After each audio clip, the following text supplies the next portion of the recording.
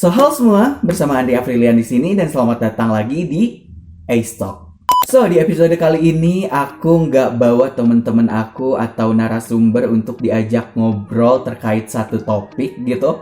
Tapi untuk kali ini sebagai gantinya aku akan bawa topik yang menurut aku bakalan relate banget untuk kita apalagi selaku mahasiswa ya. Untuk episode kali ini aku akan angkat judul Stop Cyberbullying, lindungi dirimu di era digital. First of all, aku pengen bahas terkait sebenarnya apa sih cyberbullying itu sendiri gitu. Cyberbullying merupakan bentuk perundungan yang terjadi di ruang digital.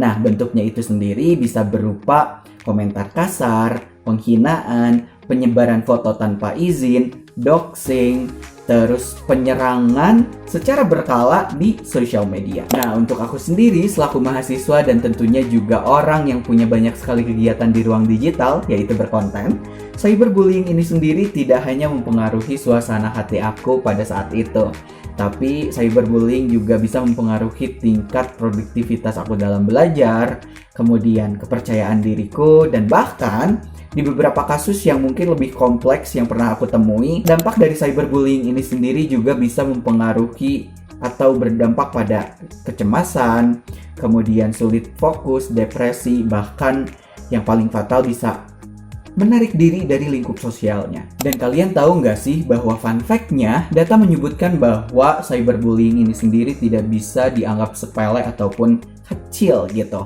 Bahkan UNICEF sendiri mencatat bahwa 45% dari 2.777 anak di Indonesia itu pernah mengalami yang namanya cyberbullying ini sendiri.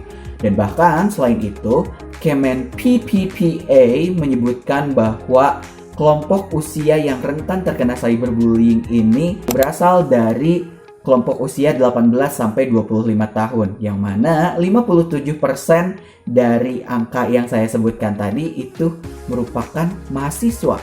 Jadi, secara tidak langsung, aku dan teman-teman semua yang juga mahasiswa itu masuk ke dalam lingkup kelompok yang rentan terhadap yang namanya cyberbullying ini sendiri. Dan kalian sendiri tahu nggak sih guys, kalau cyberbullying ini sendiri tidak selalu datang dalam bentuk ancaman yang besar gitu.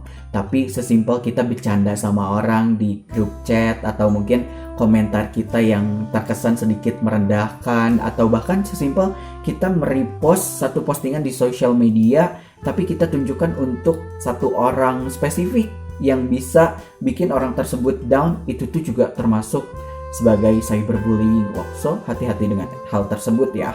Nah, bagi kita mahasiswa juga ini bisa terjadi atau bahkan sering terjadi di grup chat misalkan, atau kolom diskusi yang ada di platform digital, kemudian komentar di sosial pribadi yang kita punya. Nah, maka dari itu, ayo kita menjaga etika kita dalam bersosial media atau dalam penggunaan media digital yang kita punya.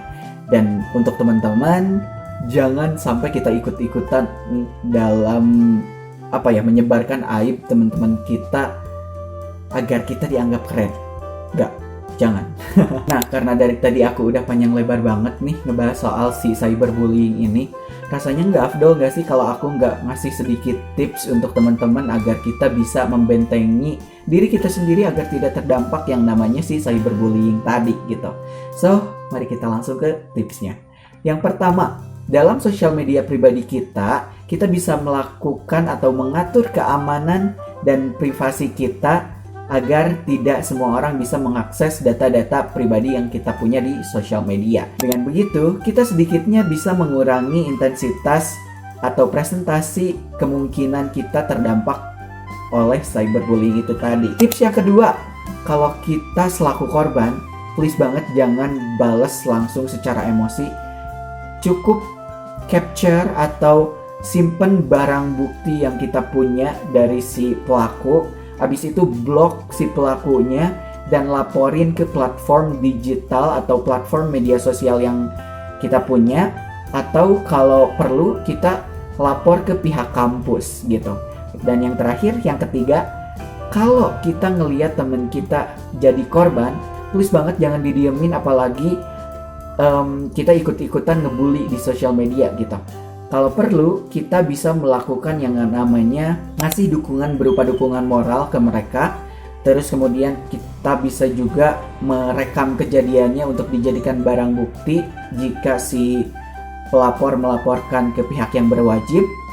Lalu kita bisa mengarahkan si korban untuk melaporkan ke pihak yang benar-benar pasti atau terpercaya. Nah, dengan adanya sikap saling mendukung ini, kita bisa menciptakan lingkungan kampus yang baik dan juga aman tentunya, terlebih lagi di lingkup digital gitu. So yup, mungkin segitu aja untuk episode kali ini. Gimana menurut kalian? Kalian boleh drop di kolom komentar terkait pengalaman atau opini kalian terkait si cyberbullying ini tadi.